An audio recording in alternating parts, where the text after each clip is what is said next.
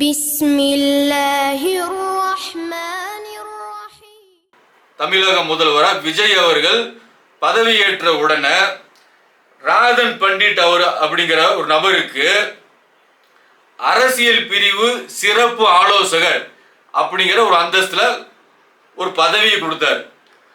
பதவி கொடுத்த மாத்திரத்திலே சட்டமன்றத்தில் அன்னைக்கு அது பிரச்சனையாச்சு. சட்டமன்றத்தில் எதிர்ப்பு கிளம்பிச்சு. எந்த அளவுக்கு எதிர்ப்புனா, சகோதரர் தமீம் அன்சாரி, சகோதரர் வன்னியரசு, சகோதரர் பிரேமலதா விஜயகாந்த் இவங்கள கடுமையான கண்டனத்தை பதிவு பண்ணாங்க. ஒரு ஜோசிக்காரருக்கு இந்த மாதிரி பதவி தரக்கூடாது, தவறானது. அது குறிப்பாக சகோதரி பிரேமலதா விஜயகாந்த் அவங்க ஒரு கருத்தை பதிவு பண்ணாங்க. என்ன கருத்து அப்படின்னா, உங்களுக்கு ஜோசியத்து மேல் நம்பிக்கை இருந்ததுன்னா நீங்க தனிப்பட்ட முறையில் வச்சுக்கங்க, அது உங்க தனிப்பட்ட விருப்பம்.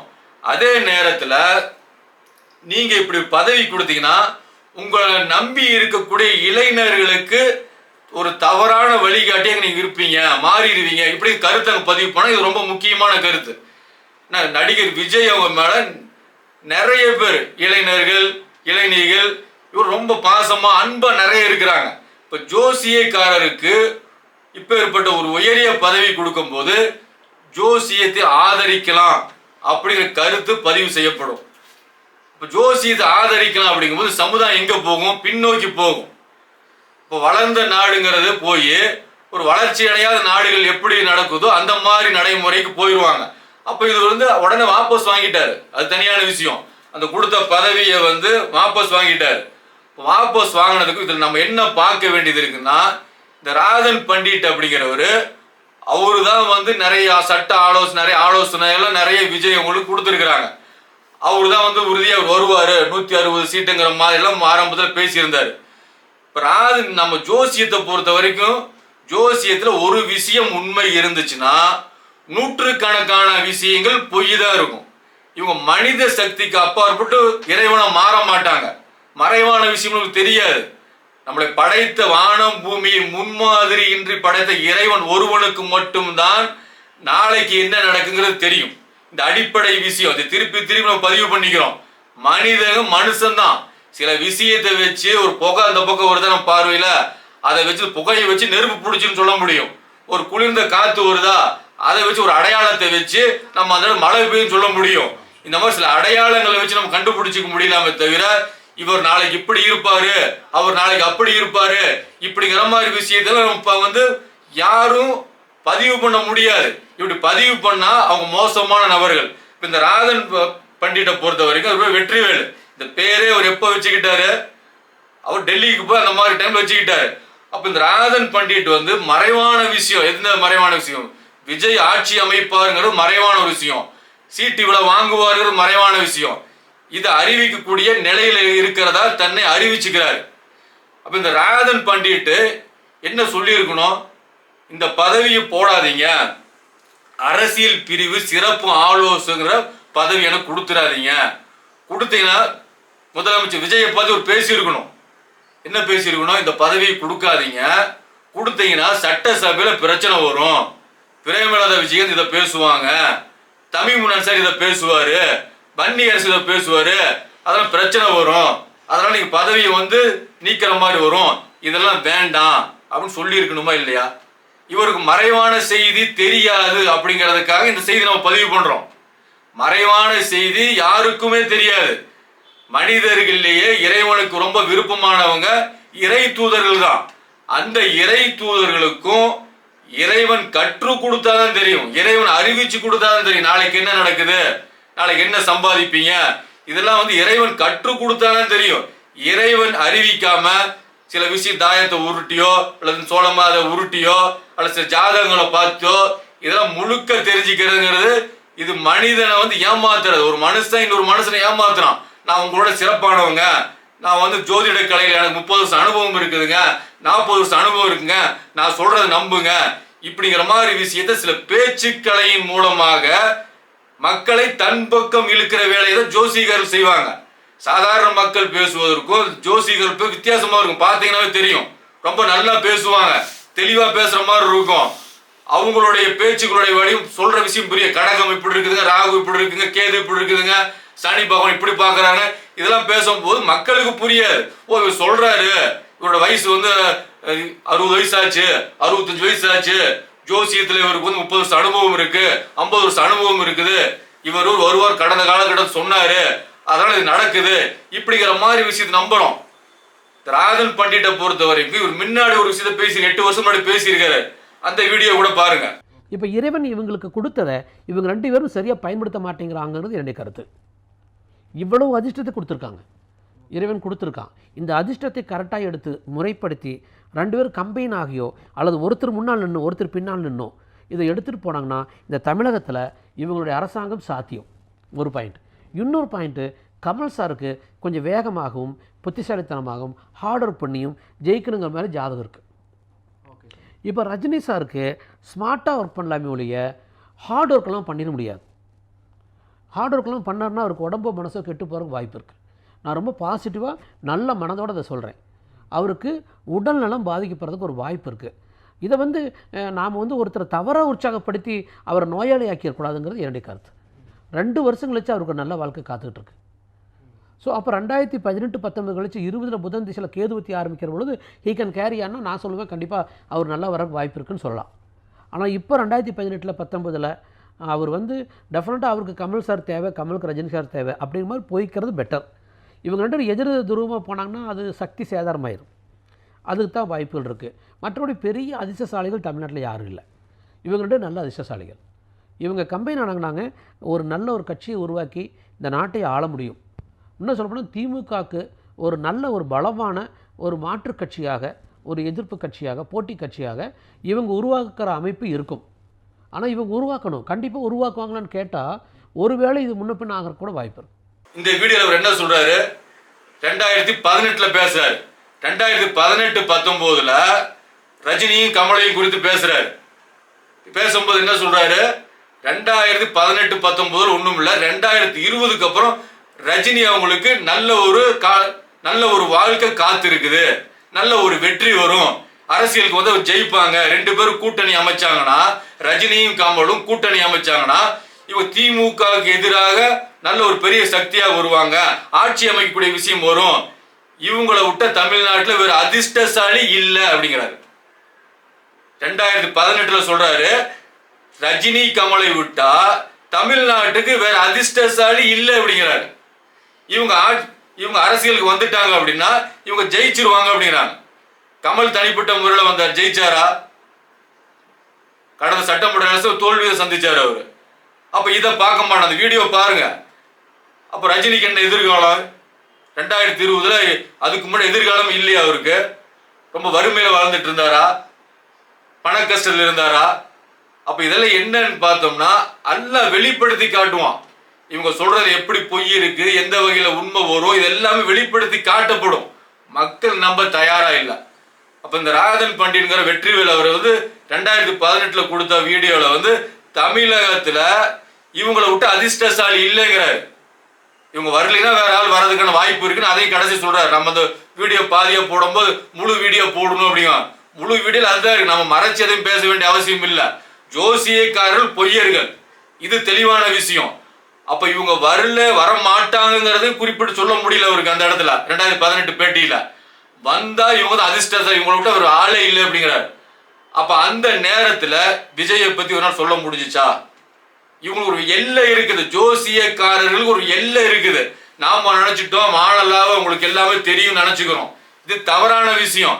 அவங்க ஒரு சில சுற்றுப்புற சில விஷயங்களை வச்சு, சில நடைமுறைகளை வச்சு, சில விஷயங்கள் பேசக்கூடிய அந்த ஒரு கலை அவங்க கற்றுருக்கிறாங்க. அந்த கலை தெரிஞ்சிடும். அது ஒரு 10 வருஷமா 20 வருஷமா ஒரு துறையில இருக்கும் போது அதுல எக்ஸ்பர்ட்டா இருப்பாங்கல்ல. ஒரு துறையிலேயே 10 வருஷமா இருக்கும் போது அது நல்ல அனுபவம் வந்துடும் உங்களுக்கு. அதே மாதிரி ஜோசியத்திலேயே ஒருத்தர் 20 வருஷம் 25 வருஷம் 30 வருஷம், இவர் யாரும் 96 இருந்து ஜெயலலிதா அவங்க முதல் கொண்டு இவர் ஜோசியம் பார்த்து தான் சொல்றாரு. அப்ப அந்த வகையில பாத்தீங்கன்னா இவருக்கு யாரக்குறை 35-40 வருஷம் அனுபவம் இருக்குது. யாரக்குறை ஒரு 65 வயசு இருக்கும். அப்ப இவருக்கு எப்படி ஒரு பதவி இப்படி ஒரு உயரிய பதவியை தரலாமா? தரும்போது ஜோசியத்துக்கு அங்கீகாரம் தரப்பட்டது ஆகிரும். அரசாங்கமே ஜோசியத்தை வந்து அங்கீகரிச்சிருச்சுன்னா சாதாரண மக்களுடைய நிலைமை எப்படி இருக்கும்? அப்ப இவருக்கு தெரியாது. அதாவது இவருக்கு என்ன நடக்குது அப்படிங்கறத இவருக்கு தெரியாது. இதுதான் உண்மை நிலை. இவருக்கு ஒரு பதவி கொடுத்து அவர்கிட்ட பேட்டி காணும் போது கேட்குறாங்க. கலாட்டா வாய்ஸ் அப்படிங்கிற ஒரு சேனல்ல இவரை பேட்டி காண்றாங்க. இந்த பதவியை நீக்கினதுக்கு அப்புறம் அவர் கொடுத்த முதல் பேட்டி. தந்திக்கு ஒரு பேட்டி கொடுத்தாரு. அதே மாதிரி தந்தி டிவியில் உள்ள பேட்டி நம்ம பார்க்கல. 56 நிமிஷம் அந்த பேட்டி நம்ம பார்க்கல. இந்த பேட்டி நம்ம பார்த்தோம். அப்போ இதில் ஒரு பேட்டி கலாட்டா வாய்ஸ்ல கொடுக்கும்போது அவர் மொட்டை அடிச்சுட்டு உட்காந்துருக்கிறாரு. உட்காரும் போது ஒரு பல விஷயங்களை வந்து கேட்கும் போது பல விஷயங்கள் பதிவு பண்றாரு. பதிவு பண்ணும்போது நான் வந்து இந்த கேள்வி கேட்குறாங்க. இந்த மாதிரி பிரேமலதா வந்து பேசியிருக்கிறாங்களே இப்படின்னு பேசும்போது அவர் வன்னியரசு யார், பிரேமலதா யார், இங்க நேருக்கு நேர் உட்கார தயாரா, நேருக்கு நேர் விவாதிக்க தயாரா, தர்க்கம் பண்ண தயாரா, இப்படிங்கிற விஷயத்த சொல்றாரு. நான் நிம்மதியை சப்ளை பண்ணக்கூடியவன். வன்னியரசு என்ன நிம்மதியை சப்ளை பண்ணியிருக்காரு, வன்னியரசு யார், ஒரு படிப்பெண்ணு, இதெல்லாம் என்னன்னு கேட்டா இது அரசியல் பின்னணியில ஒரு உட்காந்துக்கிட்டு இந்த மாதிரி வாதங்களை வைக்கிறது. ஒண்ணு இந்த மாதிரி விஷயங்கள் உட்காந்து பேசுவதால் தீர்வு வரப்போது கண்டிப்பா தீர்வு வராது. ஏன்னா ஜோசியங்கிற இன்னைக்கு முளைச்சது கிடையாது, 2026 முளைச்சது கிடையாது, 1096 முளைச்சது கிடையாது. இதோடைய வரலாறுகள் நீண்ட வரலாறு. இந்த வரலாறு அவங்க தொடர்ச்சியா இவங்க வராங்க. ஜோசியக்காரங்க, குறி சொல்லக்கூடியவங்க, சூனியத்தை பத்தி பேசக்கூடிய தொடர்ச்சியா வரக்கூடிய ஒரு சமுதாயமா இருக்கும்போது உட்காந்து ஒரு நாள் தீர்த்திட முடியுமா? இந்த தெளிவே அவர்கிட்ட இல்ல. நான் நிம்மதியை சப்ளை பண்றேன் அப்படிங்கிறாரு. இப்ப நிம்மதி யாருக்கு சப்ளை பண்ணாரு? ஏழை எளிய மக்களுக்கா அல்ல பணக்காரங்களுக்கு? இவர் தேடி வந்தவங்கள யாரு? ஒரு பிச்சைக்காரங்களுக்கு நிம்மதியை சப்ளை பண்ணாரு. நிறைய கேள்விகள் இருக்குது. அவர் நிம்மதி யாருக்கு சப்ளை பண்ணாரு? அவர் பேசுற பேச்சுக்கள் ஆணவம், பெருமை, திமுறி இதுதான் வெளிப்படுது. ஒரு பணிவாக இல்ல. எப்படின்னு கேட்டா நான் இந்த போய் உட்காரேன், வாக்குவாதம் பண்ணுவோமா, தயாரா? அப்ப அரசாங்கம் தனக்கு சப்போர்ட்டா இருக்கிறங்கிறத வச்சுக்கிட்டு இந்த விஷயத்தை அவர் பதிவு பண்றாரு. பதிவு பண்ணும்போது ஒரு விஷயம், 108 இடங்கள்ல தாவேக ஜெயிச்சாங்க. ஜெயிச்சதுக்கு அப்புறம் மீதி வந்து 10 சீட்டு தேவைப்படுது. அந்த நேரத்துல விஜய் அவங்க எத்தனை தடவை அலைஞ்சாங்க? ஆளுநரை சந்திச்சு 4 தடவை அலைஞ்சாங்க. அப்ப இந்த நேரத்தில் இவர் என்ன சொல்றாரு? இதுக்கு முன்னாடி அந்த பேட்டியில் என்ன பதிவு பண்றாருன்னா, சிஎம் பதவிங்கிறது சாதாரண பதவி அப்படிங்கிறாரு. எதுக்கு சுட்டி காட்டுறோம்னா, அந்த பேட்டி கலாட்டா வாய்ஸ்ல ஒரு பதிவு பண்ணும் போது சிஎம் பதவிங்கிறது ஒரு சாதாரண பதவி அப்படிங்கிறாரு. விஜய் அவங்களுக்கு ஒரு சாதாரண பதவி. சாதாரண பதவி தானே. சாதாரண பதவியா இருக்கும்போது 108 சீட்டு கிடைச்ச உடனே ஆட்சி அமைக்கிறதுக்கு உரிமை கோரி 4 தடவை ஏன் போய் சந்திக்கணும்? இது சாதாரண போஸ்டிங் தானே. அப்ப இவர் என்ன பண்ணிருக்கணும்? ஒரு தடவை போனோமா, விஜய் அவர்களுக்கு இவர் என்ன வந்து ஆலோசனை கொடுத்துருக்கணும்? நம்ம 108 சீட்டை ராஜினாமா பண்ணுவோம், ராஜினாமா பண்ணோம்னா நமக்கு அனுதாப அலை கண்டிப்பா கிடைக்கும். இது ஒரு இதா நம்ம சொல்றோம். 108 அந்த நேரத்துல எல்லாருமே என்ன சொன்னாங்க அப்படின்னா, 108 சீட்டு தான் வந்துட்டாருல, அழைச்சிட்டு போக வேண்டியதானே. விஜய் அவர்களுக்கு ஓட்டு போடலினாலும் மக்களுடைய பேச்சு பரவாயில்ல, அதான் இருந்துச்சு. ஏன் அலைகழிக்கணும்? இப்போ நோட்டோ ஒரு ஏரியாவில் நோட்டோ இருக்குது. இப்போ நோட்டோ ஒரு பகுதியில் வந்து ஒரு தொகுதியில் ஒரு 1 லட்சம் ஓட்டுன்னு வச்சுக்குவோம். அந்த 1 லட்சம் ஓட்டுல நோட்டோ வந்து ஒரு 60,000 வாங்கிருச்சு. அடுத்தது வேட்பாளர் வந்து ஒரு 35 தான் வாங்கியிருக்காருன்னா, நோட்டோவை மையப்படுத்தி அங்க என்ன அறிவிப்பாங்களா, இல்ல 35,000 ஓட்டு வாங்க அவரை வச்சு அறிவிப்பாங்களா? இந்த 35,000 ஓட்டு வாங்கினார்கள் அவரை வச்சு தான் வெற்றின்னு அறிவிச்சிருவாங்க. அப்ப இப்படி இருக்கிற சூழல்ல இவர் 108 வாங்கியிருக்க, 108 சீட்டு ஜெயிச்சிருக்கிறாங்க. அப்ப மத்தவங்க 73 இந்த மாதிரி தான் வந்திருக்கு, திமுக கூட்டணி வந்திருக்கு. அப்ப இவருக்கு கூப்பிடுறது முறையானது. அப்ப என்ன பண்ணிருக்கணும்? 108 எம்எல்ஏ ராஜினாமான்னு சொல்லி அறிவிச்சுதான் தமிழகம் அலறி இருக்கும், தேர்தல் ஆணையம் அலறி இருக்கும், ஆளுநர் அலறி இருப்பாரு, பாஜக அலறி இருக்கும். அப்ப இதுல என்ன காலம் தாழ்த்தும் போது விஜய் அவங்க பாஜக சொல்றதை கேட்பதை போன்ற ஒரு தோற்றத்தை ஏற்படுத்தணும், கெஞ்சற மாதிரி விஷயத்தை உருவாக்கணும். இப்ப ஆலோசனை தெரியல. சிஎம் பதவி சாதாரண பதவின்னு சொன்ன நீங்க ஏன் இந்த ஆலோசனை கொடுக்கல? ஒருவேளை அப்படி தேர்தல் நடந்திருந்ததுன்னா கண்டிப்பா வந்து அனுதாப அலையில ஓட்டு வாங்கியிருப்பாங்க, பல தொகுதி ஜெயிச்சிருப்பாங்க, மீண்டும் 200 தொகுதிக்கு மேல ஜெயிச்சிருப்பாங்க. இப்படி எல்லாம் ஒரு கணக்கு இருக்கு. அரசியல் ஒரு ஆலோசகர் அப்படிங்கிறாரு, இது சாதாரண விஷயம். இப்படி போய் வந்து ஆளுநர்கிட்ட போய் அணுக வேண்டிய, அப்ப வந்து என்ன மாற்றம் மாற்றமே இல்லையே.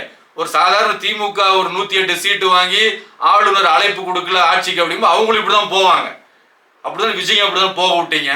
அப்ப நீங்க சிறப்பான ஆலோசனை தரக்கூடியவராக இருந்தா ராதன் பண்டிட் என்ன பண்ணிருக்கணும்? நாம சொன்ன இந்த திட்டத்தை பயன்படுத்தி இருந்தாருன்னா தமிழ்நாடு அலறி இருக்கும், ரீஎலெக்ஷன் ஆயிருந்துட்டு பெரிய பிரச்சனையா இருக்கும். அப்ப இதெல்லாம் செய்யாம இதெல்லாம் வந்து தமிழகம் பார்க்கல, இப்படி ஒரு விஷயத்தை பண்ணியிருக்க முடியும் தானே.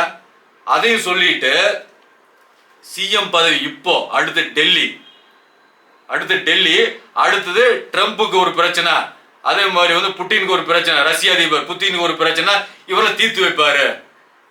நான் தான் ஏற்கனவே சொன்னேன், ஜோசியக்காரர்கள் நினைச்சதை அடிச்சு விடுவாங்க. இங்க ஜெயிச்சுட்டாரு, இறைவனுடைய நாட்டம் ஜெயிச்சிட்டாரு, அடுத்தது எப்படி டெல்லிக்கு போயிடுவாரு. டெல்லியில முதல்வர், அதாவது பிரதமருக்கு யாருக்கு போட்டினா விஜய் அவங்களுக்கும் இவருக்கு தான் அடுத்தது போட்டி இப்படிங்கிறது. அடுத்தது உலக தலைவர். உதாரணத்துக்கு ட்ரம்ப் வந்து தமிழ்நாடு ஆட்சி பண்ணுவான்னு சொல்றதும் விஜய் அவங்க வந்து அமெரிக்கா ஆட்சி பண்ண சொல்ற எல்லாம் சமமானது தான். ஆனா இதையும் கேட்டு சந்தோஷம் அடைவாங்க. அதாவது பொதுவாகவே எப்படின்னு கேட்டீங்கன்னா, இந்த மாதிரியான பொய்களை பேசும்போது, இந்த புகழ்ச்சிகள் பேசும்போது சந்தோஷம் அடைகிறாங்க, அரசியல்வாதி சந்தோஷம் அடைகிறாங்க. அப்ப இந்த சந்தோஷம் அடைகிறது தான் பெரிய பிரச்சனை ஆகுது. அப்ப அடுத்த கட்டத்துக்கு இவர் இப்படி போவார், அடுத்தது அப்படி போவாரு. இவர் தான் 40-50 ஆண்டுகளுக்கு இவர் தான் முதல்வர். எவ்வளவு பெரிய பொய்கள். நாளைக்கு உங்களுக்கு ராதன் பண்டிட் ஒரு பதவியை கொடுத்து தூக்குற விஷயமே இவருக்கு தெரியாது. தூக்குனதுக்கு அப்புறம் எனக்கு தெரிஞ்சிச்சு, எனக்கு அதுல ஒன்றும் வருத்தமும் இல்லை, எனக்கு ஒன்றும் பிரச்சனையும் இல்லை இப்படிங்கிறாரு. அப்ப இவர் சொல்றாரு 40-50 ஆண்டுகள் வந்து இவர் தான் வந்து முதல்வராக இருப்பாரு. இதை வந்து புகழ்ச்சியை விரும்பக்கூடியவங்க நம்புவாங்க. இது ஆபத்தானது. முதல்வர் விஜய் அவங்கள்ட்ட சொல்லி இந்த மாதிரி ஆட்கள் ஆபத்தானவங்க. அதே ஒரு பேட்டியில் சொல்ற 2031 சிஎம் ஆகிறதுக்கான வாய்ப்பு நடிகர் அஜித் அவங்களுக்கு இருக்குது.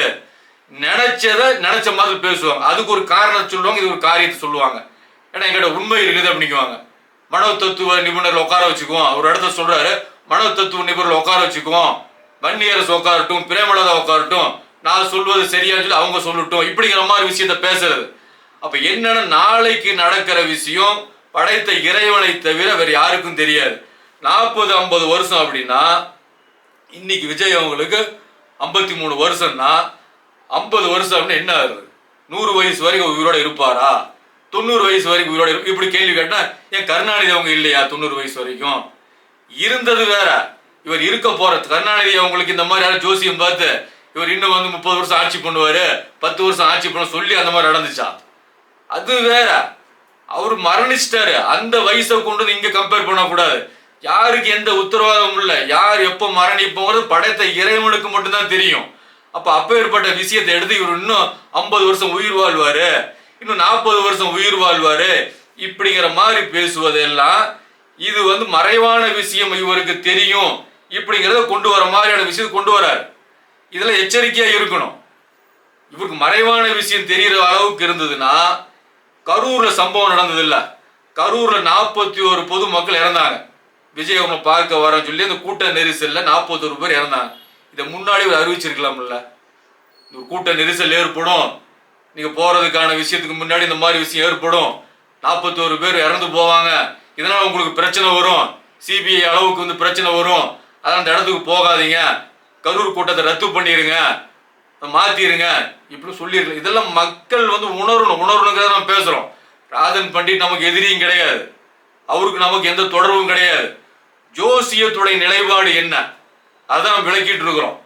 ஜோசியத்தை ஒரு அரசாங்கம் எப்படி நம்பணும், ஒரு அரசியல்வாதி எப்படி நம்பணும், எந்த அளவுக்கு நம்பணும், இதை எல்லாமே வந்து தெரியணும். தெரியும் போதுதான் யார் நல்லவங்க யார் கெட்டவங்க, யார் புகழ்ச்சி நம்மளை புகழ்ந்து நம்ம ஒண்ணுமில்லாம ஆக்கிடுவாங்க. நம்மளை புகழ்ந்தாங்க அப்படின்னாவே நம்மளுடைய முதுகு எலும்பு உடைச்சிட்டாங்க. இது நபி சொன்ன அறிவுரை. உங்களை முகத்துக்கு முன்னாடி புகழ்ந்தாங்கன்னா அவங்களோட மூஞ்சியில மண்ணை தூக்கி வீசுறீங்க அப்படிங்கிறாங்க.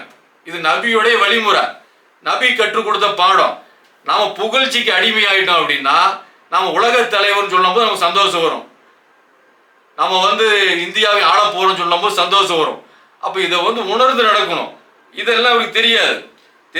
இன்னும் சொன்னா, இவரை பத்தி அந்த கலாட்டா வயசுல கேட்கறாங்க, விஜய் மேல நீங்க ரொம்ப அன்பு வச்சிருக்கிறீங்க, விஜய் சார் மேல, இதனால உங்களுக்கு ஏதாச்சும் பாதிப்பு ஏற்படும், தொந்தரவு வந்திருக்கான்னு கேட்கும். நிறைய வந்திருக்கு.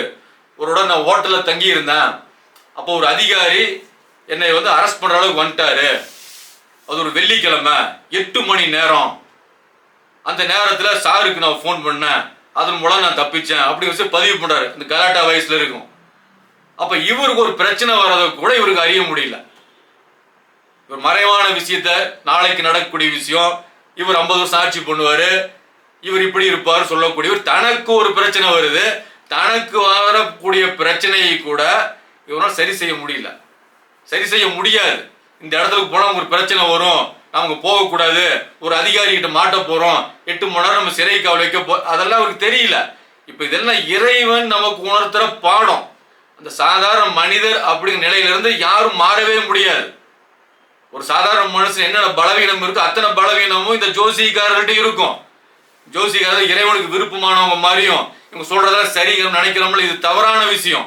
அதே பேட்டியில் அவர் சொல்றாரு, விஜய் அவங்க சார் ஒரு வாழும் பழனி முருகன், ஒரு முருகனுக்கும் எனக்கு எப்படி தொடர்பு அது மாதிரி சாருக்கும் எனக்கு தொடர்பு.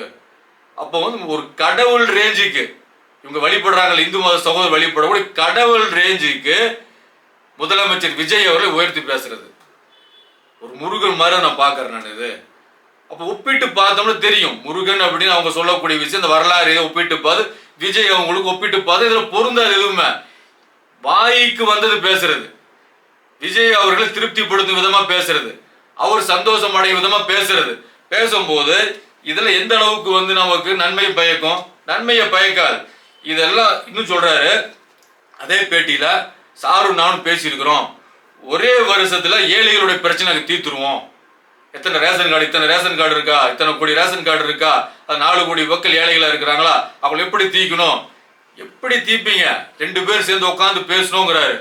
அப்ப 2 பேர் சேர்ந்து உட்காந்து பேசணும் அப்படின்னா ஏழைகளுடைய பிரச்சனை தீர்ப்போம் அப்படின்னா, இதுக்கு முன்னாடி எத்தனை ஏழைகளுடைய பிரச்சனை இவர் தீர்த்திருக்கிறாரு, ராதன் பண்டிட்டு இதுக்கு முன்னாடி எத்தனை ஏழைகளுடைய பிரச்சனை தீர்த்திருக்கிறாரு. அதெல்லாம் ஒண்ணும் இல்லை. இவர் பேசுறதெல்லாம் எப்படின்னு கேட்டா, தான் பெரிய ஒரு அறிவாளி மாதிரியும் பெரிய சட்ட ஆலோசகர் மாதிரியும் எனக்கு எல்லாம் அனுபவம் இருக்குது, நான் 1996 இருந்து ஜெயலலிதா கூட இருந்தேன். இன்னொரு பேட்டியில சொல்றாரு, ஜெயலலிதா அம்மா என் கூட 1000 தடவை சாப்பிட்டுருப்பாங்க அப்படின்னு. 1000 தடவை ஜெயலலிதா அம்மா இவரோட சாப்பிட்டதா. அப்ப பேட்டியாளர் கேட்கிற, உங்க வீட்டுக்கு வந்து சாப்பிட்டாங்களா கேட்கும்போது, இல்ல அவங்க வீட்டுக்கு போய் நான் சாப்பிட்டேன். அப்ப என்ன சொல்லணும், முன்னாள் முதல்வர் ஜெயலலிதா அவர்கள் வீட்டுல நான் 1000 தடவை சாப்பிட்டுருக்கேன் அவங்களோட, அப்படி சொல்லணும். இவர் சொன்னது எப்படி, என்னோட சேர்ந்து ஜெயலலிதா 1000 தடவை சாப்பிட்டுருப்பாங்க. இந்த பேச்சு சாமர்த்தியம், சாதுரியம், இதெல்லாம் அவங்கள்ட்ட இருக்குது. அப்ப இப்படி இருக்கும்போது இதை நம்புனா நாங்க எல்லாம் தீர்த்து எல்லா அறிவுகளும் தரப்பட்டிருக்குன்னா, ஜோசிக்காரர்களை நம்புனா அந்த சமுதாயம் வெற்றி பெறாது. இதுக்கு நபிசல்லாம் சொல்றாங்க, இந்த மாதிரி ஆட்கள் கூட இருக்க ரொம்ப ஆபத்து. நம்மளை புகழ்ந்து புகழ்ந்து புகழ்ந்து நம்மளை ஒண்ணுமில்லாம ஆக்கிடுவாங்க. இவங்க இந்த மாதிரி அரசியல் வந்து ஜோசிக்காரர்கள் பரவாயில்ல அந்த அரசியல் கையில போட்டு வச்சிருப்பாங்க. இந்த ஆன்மீகவாதிகள்கிட்ட இந்த அரசியல்வாதி அடிமையா இருப்பாங்க. அப்ப இந்த நிலைமை மாறணும், உயரணும், கடவுளுக்கு நமக்கு நேரடி தொடர்பு உள்ள மாதிரி நம்ம நடந்துக்கணும். இது நபிசுல்லாம் சொல்றாங்க, அல்லாஹ் ஸல்லல்லாஹு அலைஹி வஸல்லம் அல்லாஹ் ஒரு ஆட்சியாளருக்கு நன்மையை நாடும் போது அவருக்கு உண்மையான அமைச்சரை எல்லாம் நியமிப்பான். ஒரு ஆட்சியாளரை எல்லாம் விரும்பி இருக்கிறான்னா அதுக்கு அளவுகோல் என்ன அப்படின்னா, நேர்மையா பேசக்கூடிய அமைச்சர்கள் கூட இருப்பாங்க. சும்மா புகழ்ந்துட்டு போறவங்க கிடையாது. அவங்க என்ன பண்ணலாம் ஆமா ஆமான்னு சொல்ல மாட்டாங்க, தப்பு பண்ணாலும் நீங்க பண்ணது சரின்னு சொல்ல மாட்டாங்க, மக்களுக்கு தொந்தரவு தரும் விதமா சட்டங்கள் போட்டாலும் நீங்க போட்ட சட்டங்களை கரெக்டுங்க அப்படி சொல்ல மாட்டாங்க. நேர்மையான அமைச்சரை வந்து எல்லாம் நியமனம் பண்ணுவான். ஆட்சியாளர் தம் பொறுப்பில் உள்ளவை குறித்து எதையேனும் மறந்திடும் போது அதை அவர் அந்த ஆட்சியாளருக்கு சுட்டி காட்டுவார். அவர் செய்ய வேண்டிய வேலைன்னு சொல்லி இதெல்லாம் இருக்கும்போது ஆட்சியாளர்களுக்கு மறதி ஏற்படும். மனுஷன் தானே, ஆட்சியாளரும் மனிதர் தானே, அந்த மனிதர் அப்படிங்கிற அடிப்படையில மறதி வரும். மறக்கும் போது கூட இருக்கிற அமைச்சர் நீங்க இந்த காரியத்தை செய்யணும், இந்த நன்மையான விஷயங்கள் செய்யணும் அப்படின்னு சொல்லி ஆட்சியாளர்களுக்கு அவர் நினைவுபடுத்துவார். ஆட்சியாளர் தம் பணிகள் குறித்து அது செயல்படுத்த உத்தரவிடும் போது அவருக்கு உதவியாக செயல்படுவார். ஆட்சியாளர் சரியான ஒரு விஷயத்தை செயல்படுத்த நினைக்கிறாரு, இந்த விஷயம் சரியா இருக்குது அப்படின்னு செயல்படுத்த நினைக்கிறாரு. அமைச்சருக்கு உத்தரவிடும் போது அமைச்சர் செயல்படுத்துவார். உள்கேம்ல ஆட மாட்டாங்க, உள்ளுக்குள்ள ஒண்ணு வச்சுக்கிட்டு வெளியில ஒண்ணு பேச மாட்டாங்க, உள்ளத்துல ஒண்ணு வச்சுக்கிட்டு நாக்குல ஒண்ணு வச்சு பேச மாட்டாங்க. அமைச்சர் எப்படி இருப்பார் அப்படின்னா, ஆட்சியாளர் நல்ல விஷயங்களுக்கு கட்டளை இடும் போது அமைச்சரும் அதை செயல்படுத்துவார். அல்ல ஆட்சியாளருக்கு கெட்ட முடிவுகளை நாடும் போது அவருக்கு கெட்ட அமைச்சரை நியமித்து விடுவான். அல்லாஹ் ஒருத்தருக்கு கெட்டதை நாடுனா கூட இருக்கிற அமைச்சர்கள் இவங்க கெட்டவங்களா இருப்பாங்க. அவர் தம் ஆட்சியாளர் அவர் தொடர்பான விஷயங்களை மறந்து விடும் போது அவருக்கு அதை நினைவுபடுத்த மாட்டாங்க. இது செய்யலையா விடுங்க, நீங்க மட்டும் செய்யணுங்களா, எதுக்கெல்லாம் அவங்க மக்களை பார்த்துக்கிட்டோம் இப்படிங்கிற மாதிரி ஏதோ ஒரு விஷயத்தை பேசி அதை நினைவுபடுத்த மாட்டாங்க. ஆட்சியாளர் தம் பொறுப்புள்ள விஷயம் குறித்து உத்தரவிட்டாலும் அவருக்கு உதவியாக செயல்பட மாட்டார். ஆட்சியாளர் நல்லவராக இருந்து அமைச்சருக்கு ஒரு உத்தரவிட்டாலும் அந்த அமைச்சர் கெட்டவனாக இருக்கும் போது செயல்படுத்த மாட்டாங்க, உள்கேம் ஆடுவாங்க. அப்ப இதுதான் ஒரு நிர்வாக ரீதியாக உள்ள நிர்வாக ரீதியாக நிறைய விஷயங்கள் இருக்கு. நபி ஒளி தொகுப்புகளை பார்த்தீங்கன்னா முதல்வர் விஜய் அவங்க இஸ்லாமிய புக்கு நிறைய இருக்குது. புகாரி, முஸ்லிம், திருமதி, நசை, அபூதாவுத், இப்னு மாஜா, இந்த மாதிரி நபி வழி தொகுப்புகள் நிறைய இருக்கு. அந்த நபி வழி தொகுப்புகள்ல ஆட்சி அதிகாரம் ஒரு பாடம் இருக்கு. ஒரு ஆட்சியாளர் எப்படி இருக்கணும், நீங்க ஒரு சிறந்த ஆட்சியாளராக இருக்கணும், மக்களுக்கு நன்மை செய்யணும் அப்படின்னா இந்த மாதிரி புத்தகங்களை படிச்சீங்கன்னா கண்டிப்பாக ஒரு அறிவு வரும். இஸ்லாத்தை ஏத்துக்கு நம்ம அந்த அழைப்புக்கு சொல்லல. நீங்க ஒரு நல்ல ஒரு ஆட்சியை கொடுக்கணும்னா அதற்கான அத்தனை விஷயங்களும் நபிமொழி தொகுப்புகள்ல இருக்கு, குரான்ல இருக்கு. இதை படிக்கும் போது ஒரு ஆட்சியாளர் எப்படி நடந்துக்கணும், எப்படி நடக்கக்கூடாது, இது எல்லாமே இருக்குது. அப்போ இந்த மாதிரியான ஜோசியக்காரர் நம்ம கூட வச்சிருந்தோம் அப்படின்னா நம்மளுடைய தவறுகளை சுட்டி காட்ட மாட்டாங்க. ஆட்சியை எப்படி தக்க வச்சுக்கணும் அதுக்கான விஷயம் அதை இது உருட்டி சொல்லுவாங்க. அந்த ராகு இப்படி இருக்கிறாங்க, இது இப்படி இருக்கு, கேது இப்படி பாக்குறாரு, இது உச்சத்துல உட்கார்ந்து இருக்கிறாங்க, இது நடுவில் உட்கார்ந்து இருக்கிறாங்க, இப்படி மாறுது அப்படி மாறி எதையோ ஒண்ணு சொல்லி நம்ம மனசுல குழப்பத்தை தான் விளைவிப்பாங்க. அப்ப குழப்பத்தை விளைவிக்கக்கூடிய மக்களை நம்ம பக்கத்துல உட்கார வச்சுக்கிட்டு நம்ம ஒரு நல்ல ஆட்சி தர முடியுமானா கண்டிப்பா தர முடியாது. அப்ப அதுக்கு ஒரே தீர்வு இந்த மாதிரி புத்தகங்களை படிக்கணும், நல்லவங்களை நம்ம கூட வைக்கணும். இப்ப நல்லவங்களை கூட வைக்கணும்னா கடவுளுடைய தன்மைகளை நான் வச்சிருக்கிறேங்கிற மாதிரியான நடவடிக்கை பேச்சு மூலமா தங்கள் செயல்பாடுகள் மூலமா யார் யாரெல்லாம் வெளிப்படுத்தி காட்டுறாங்களோ அது முஸ்லீமாக இருந்தாலும் சரி, இந்துவாக இருந்தாலும் சரி, கிறிஸ்தவமாக இருந்தாலும் சரி, எந்த மதத்தை சார்ந்தவங்களா இருந்தாலும் சரி, கடவுளுடைய தன்மையில பங்கு போடுற மாதிரி பேசினாங்கன்னா நடந்தாங்கன்னா இவங்க ஆபத்தானவங்க, இவங்க நம்ம எச்சரிக்கையா இருக்கணும். அந்த மாதிரி ஒரு நடவடிக்கை தான் ராஜன் பண்டிட் கிட்ட வெளிப்படுது. இவர் நல்லவரெல்லாம் நம்ம சிறந்த ஒரு ஆலோசகர் அப்படிலாம் கிடையாது. ஒரு சில விஷயங்கள் செஞ்சிருக்கலாம், ஒரு சில விஷயம் சொல்லி இருக்கலாம். ஆனா இவர் கடவுளுடைய தன்மைக்கு அதாவது ஒரு இடத்துல சொல்றாரு நான் கடவுளுடைய குழந்தை, கடைசியில் அப்படிதான் வருவாங்க. ஒரு கட்டத்துல மேல இவங்க உயர உயர உயர என்ன ஆகும் கேட்டீங்கன்னா தாழ்ந்துட்டாங்கன்னா ஒண்ணுமில்லாம ஆயிடுவாங்க, ஒண்ணுமில்லாம அட்ரஸ் இல்லாம ஆயிடுவாங்க. கொஞ்சம் உயர்ந்துட்டாங்கன்னா இவங்க என்ன சொல்லுவாங்கன்னா எல்லாத்தையும் தன் பக்கம் கொண்டு வர்றதுக்கு நான் கடவுளுடைய பையன், இன்னும் சொல்ல தான் கடவுள்னு சொல்ற கூட தயங்க மாட்டாங்க. அந்த மாதிரி கேரக்டர் மட்டும் வரும்.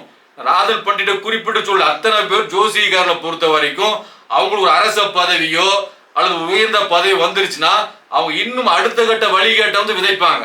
அதனால இந்த மாதிரி நபர்கள் நமக்கு சிறந்த ஆலோசனை தருவாங்க நம்புறது ஒரு சரியான விஷயம் இல்லைன்னு சொல்லி நம்ம தமிழக முதல்வருக்கு மீண்டும் நம்ம அன்பா நம்ம சொல்லிக்கிறோம்.